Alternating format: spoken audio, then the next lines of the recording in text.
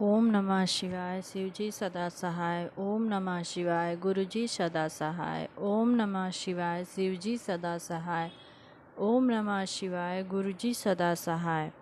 श्री शिव महापुराण द्वितीय सती खंड। अध्याय 28। सती आग्रह एवं दक्ष यज्ञ गमन। ब्रह्मा जी बोले, जिस समय देवता और ऋषिगण दक्ष के यज्ञ में उत्सव करते हुए जा रहे थे, उस समय दक्ष पुत्री सती अपनी सहचरियों के साथ गंधमादन पर्वत पर धारागृह में कौतुकपूर्वक अनेक क्रीड़ाएं कर रही थी। उस समय सती ने देखा कि रोहिणी से आज्ञा लेकर चंद्रमा भी दक्ष के यज्ञ जा रहे हैं। तब सती ने अपनी विजया नामक श्रेष्ठ सखी से पूछा कि रोहिणी से आज्ञा लेकर चंद्रमा कहाँ जा रहे हैं। सती के वचन सुनकर विजया शीघ्र ही चंद्रमा के पास गई और उनसे पूछा। चंद्रमा ने दक्ष के यज्ञ महोत्सव में जाने का अपना पूर्ण वृतांत कह सुनाया। उसे सुन विजया ने आकर चंद्रमा ने जो कहा था सती से कह दिया। यह सुन सती देवी बड़ी विस्मित हुई और बार बार शिव जी के लिए आमंत्रण न आने का कारण विचार कर हृदय में चिंता करने लगी। विजया को वही रोक वह शिव के पास आई और निमंत्रण न आने का कारण पूछा। शिव जी ने अपनी प्रिय सती को समीप बैठाकर बहुत मानपूर्वक वचन कहकर उन्हें प्रसन्न किया और पुनः सज्जनों को मान देने वाले भगवान शंकर अपने गढ़ों के मध्य में शीघ्र ही सती से बोले, हे सुमध्ये, तुम किस कारण इतनी आश्चर्यचकित सी होकर इस समय सभा में आई हो, इसका कारण बतलाओ। जब शिव जी ने इस प्रकार सती से पूछा, तब सती शीघ्र ही हाथ जोड़कर प्रणाम करती हुई शिव जी से बोली, मैंने सुना है कि मेरे पिता ने एक महायज्ञ रचा है, जहाँ इस समय बड़ा उत्सव हो रहा है। सभी देवता और ऋषिगण उसमें एकत्र हुए हैं। आपको मेरे पिता के यज्ञ में जाना क्यों नहीं सुहाता है? आप इसका कारण मुझे शीघ्र बतलाइए।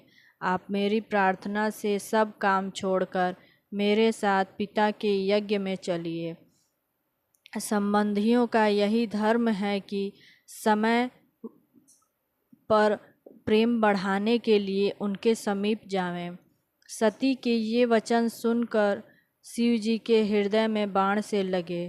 फिर भी वे इस प्रकार प्रिय वचनों में बोले, हे देवी, तुम्हारे पिता दक्ष मुझसे विशेष वैमनस्य रखते हैं। इसी कारण उन्होंने मुझे निमंत्रण नहीं दिया है, और जो बिना बुलाए दूसरों के घर जाते हैं वे मरण से भी अधिक अपमान पाते हैं, चाहे वह इंद्र ही क्यों न हो। दूसरे के घर जाकर छोटा बन जाता है। इस कारण हमें और तुम्हें दक्ष के यज्ञ में नहीं जाना है।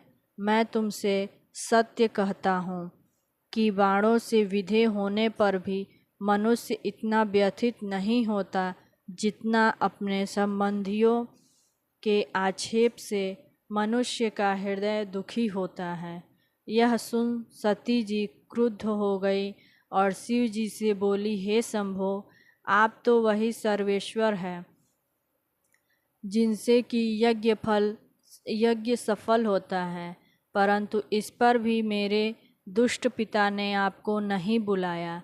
अतएव मैं दुरात्मा अपने पिता और यज्ञ में आए हुए दुरात्मा देवताओं और ऋषियों का यह अभिप्राय जानना चाहती हूँ कि उन्होंने ऐसा क्यों किया। हे नाथ, इसके लिए मैं अपने पिता के यज्ञ में जाती हूँ।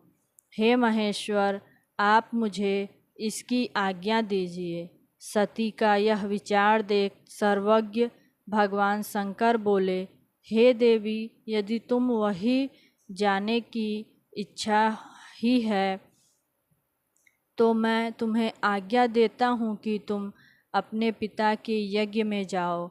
नंदीश्वर नामक मेरे बैल को सजाकर इस पर चढ़कर महाराजाओं के ठाट बाट से अपने सब आभूषण पहन कर जाओ। जब शिव जी ने इस प्रकार कहा तब सती जी वस्त्राभूषण धारण कर पिता के घर को चली। शिव जी ने 60,000 रुद्रगणों को उनके साथ किया। वे कौतूहल करते हुए सती के साथ चले। उनके मुखों से निकलते हुए आनंदित शब्दों ने तीनों लोकों को व्याप्त हो गए। अध्याय 29 सती का तिरस्कार। ब्रह्मा जी बोले, जब सती वहाँ जा पहुँची, वहाँ विशाल यज्ञ हो रहा था और जहाँ देवता, असुर और मुनिंद्र आदि कौतूहल कर रहे थे। तब सती को आते हुए देखकर उनकी माता अश्विनी तथा बहनों ने यथोचित सत्कार किया, परंतु दक्ष तथा उनके अनुयायियों ने कुछ भी आदर नहीं किया। परंतु सती ने समान रूप से माता पिता को प्रणाम किया।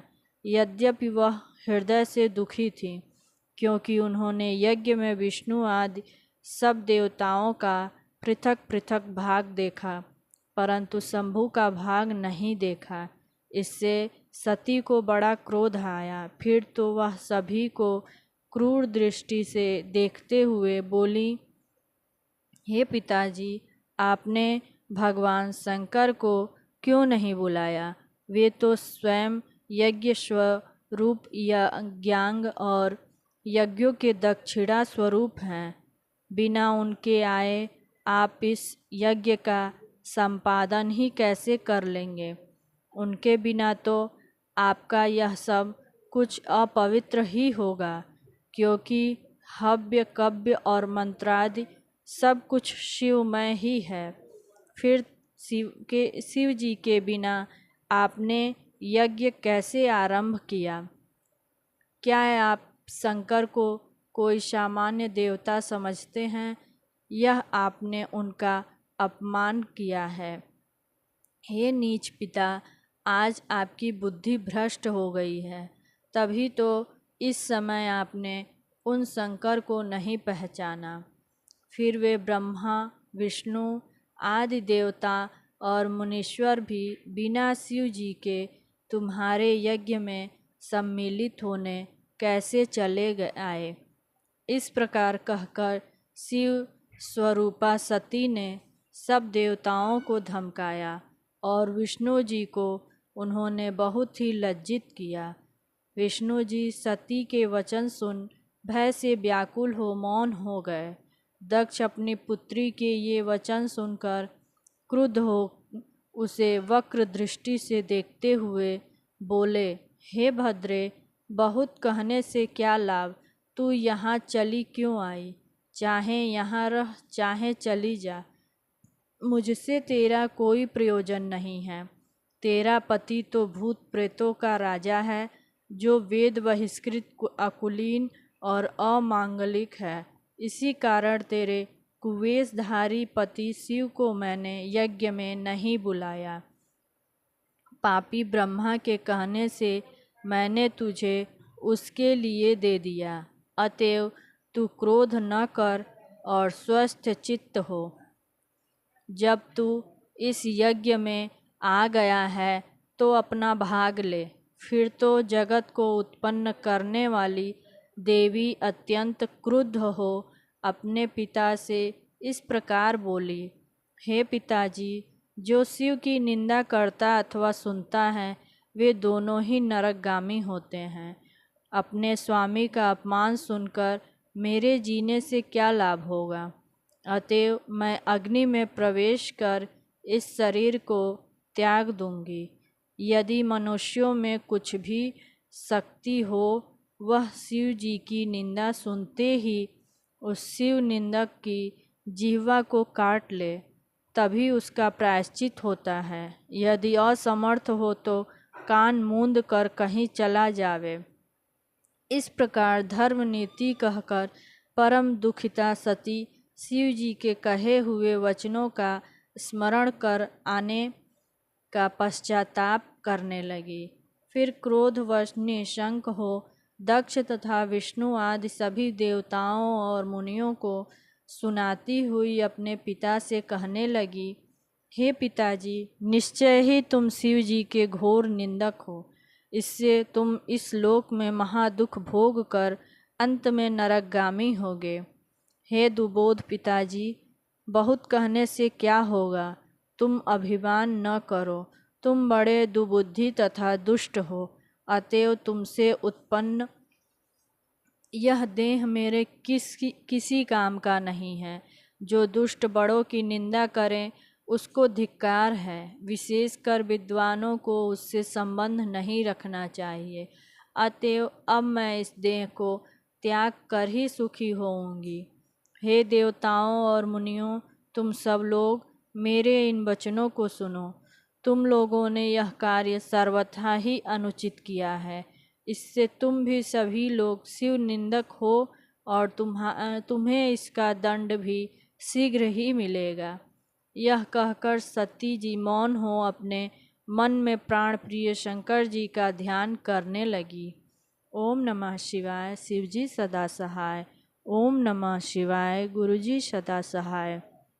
ओम नमः शिवाय, शिवजी सदा सहाय। ओम नमः शिवाय, गुरुजी सदा सहाय।